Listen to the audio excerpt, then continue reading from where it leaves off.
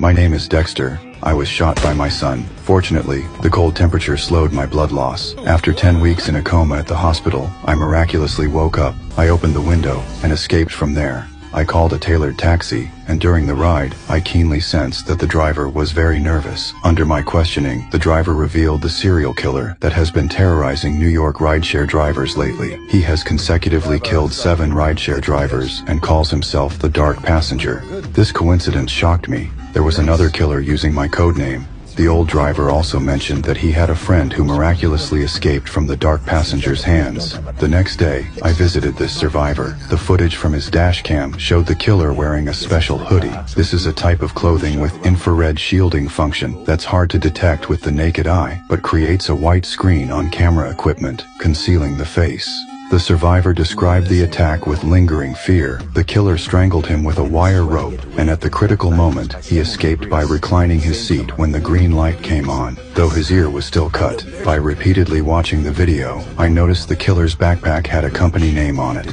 After investigation, this company called Bridge Data is a tech enterprise specializing in cybersecurity. I registered as a new ride-hailing driver and began staking out the Bridge Data Company building, closely watching every person entering and leaving who wore a hoodie and carried a similar backpack. One night, my phone suddenly rang with a ride request. A passenger named Ronald was calling for a car. I immediately recognized that distinctive hooded figure. I deliberately walked in front of him, pretending to be a tourist taking photos. On my phone screen, sure enough, only a blinding white light appeared. This characteristic confirmed that he had activated hunting mode and was preparing to carry out a new round of killing. I noticed Ronald walking toward another driver and immediately approached, pretending to be a driver competing for the ride, trying to lure him into my car. However, this killer was extremely vigilant. He refused to enter any car, and he immediately turned and disappeared into a nearby subway station. This day, I finally received Ronald's ride request, and I was also prepared for the hunt. While I was waiting in the car, a woman asking for directions suddenly knocked on my window, startling me so much that the syringe in my hand slipped to the car floor. After the woman left, while I was bending down to search for it, Ronald had already gotten into the back seat.